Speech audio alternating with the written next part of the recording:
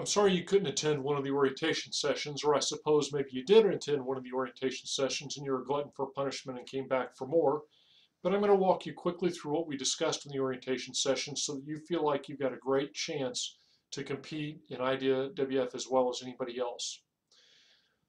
The motivation for IdeaWF is very clear. We're trying to give you a chance to launch your entrepreneurial career, give you assistance in launching your entrepreneurial career, but equally important, the contest is about economic development for Wichita Falls and our area taking control of its own destiny.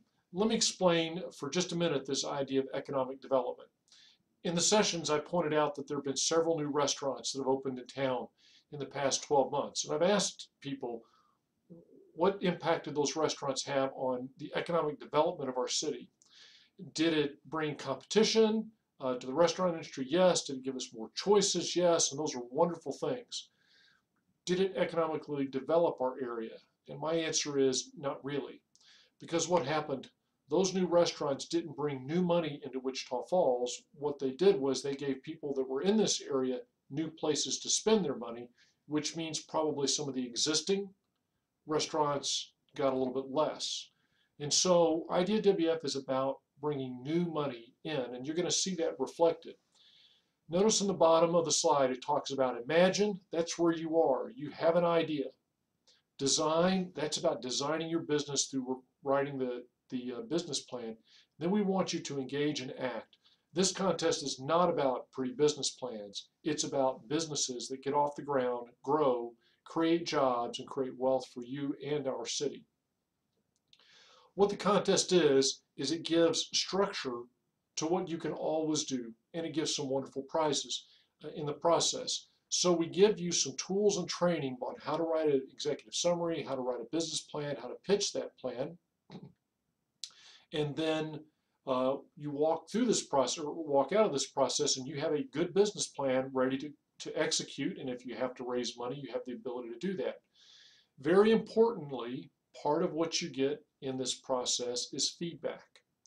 Most business ideas, when they're first thought of, are maybe good, but not great. So through feedback, you can get your ideas better. And the whole idea is that this feedback perhaps help you turn from a not very good idea to a great idea, or an average idea to an awesome idea. And then, of course, we do give a wonderful set of prizes to some people at the end of the contest. Again, I want to emphasize the contest is not about business plans. It's about the actual businesses behind them. We did create two categories, the Startup Go category, which you can only have a little bit of revenue over the past 2 years, and the Grow category. We did that because sometimes it's hard to directly compare firms that have a significant amount of traction and revenue with firms that are just a startup. So we created the two categories to tell the judges it's okay to pick as a winner someone who is not off the ground, that we don't know how likely it is that they're going to succeed. So the intent is we'll have two category winners. But importantly, I'm going to tell you that if we have two really great contestants in the same category, and that they're well ahead of the third best team, if you will, then it's okay for the judges to pick the two winners out of the same category.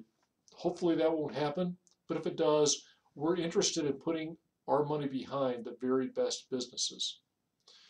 So what can you win? A lot. The two category winners get $12,000 cash. The Judge's Choice winner gets $6,000 cash. And then everybody gets a whole host of professional services. The total prize package for all three places, or all three winners, is in excess of $75,000 this year. One thing I want to tell you about the professional services, they are just that, services. We do not expect any of these prize donors to write a check to support your business. What do I mean by that?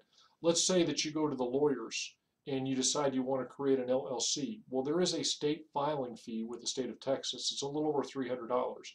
You can't go to the legal firm. You pay that $300 because that would entail them writing a check. Likewise, let's say that you go into one of the marketing specialists, and develop this great Facebook campaign, and you want to place ads on Facebook. You can't say to the marketing company, well, you pay for those ads. So they are providing you their services. They're not going to write a check. Those services are pretty awesome things. Really, our donors are your very first investors in your business because they want to give you some stuff up front that's going to put you on the stage or on the path to success so that as you grow and you need their services again, instead of them giving you free services, you're able to pay them for their services. The rules are actually pretty simple. You have to predict in your business plan that by the end of the third year, you're going to be getting more than 50% of your revenue from outside of Wichita, Archer, and Clay counties. And that, people say, why is that rule? Again, economic development. And if you go back and look at our past winners, you can see that all of them had, some of them may look like they were Wichita Falls companies, but they had significant roots elsewhere that allowed them to bring in that revenue from outside. You have to project you're also going to create 3 jobs. The first one's relatively easy, that's yours. And we consider this the equivalent of full-time jobs. And obviously we expect you to stay around for a few years after you win. These are the criteria. I also am placing onto the website a page that's got some questions in each of these areas. I don't encourage you to fixate on those questions per se, other than to look at them and say, how does my business stack up and how can I improve my business on these points? Because at the end of the day, we ask the judges to pick what you think are the best businesses, the ones most likely to succeed, most likely to grow. And to be honest, they don't have a very hard time doing that. These 6 people are our judges in this year's IdeaWF. I'm sorry, 5 people are our judges in this year's IdeaWF. I encourage you to go to the website, check out their backgrounds. They're all incredible people, and importantly for you, their advice is worth listening to. Now, one of the things I'm very careful to point out is entrepreneurship always involves uncertainty. Nobody, and I mean nobody, has all the right answers. So the judges may suggest in their feedback, you might want to look at this, or you might want to consider this. Doesn't mean they're right. It does mean, based on their experience, though, that their ideas are worth considering seriously. As far as how the contest works, we take it in 3 stages. Stage 1 is the executive summary. This allows us to down select to our 15 best teams. Those executive summaries are going to be due by the 4th of December to my office. We'll pick the 15 best executive summaries, and they will then move on to write a full business plan. Those will be turned in towards the end of February. And then the judges will evaluate the business plans, and they'll pick 6 finalists, and those 6 finalists will make oral presentations to the judges on the 1st of April. They'll pick the winner that day, and we'll celebrate the winners the next day in an awards luncheon here on the MSU campus. We want to offer you a lot of training. I'm going to do in the next video some on the executive summary, and there's a lot of help. The Small Business Development Center is always there for you. This contest just structures everybody and motivates them to go forward, but they'll be the ones that'll be doing the hands-on. I want to emphasize too that you can get help from anybody except the judges.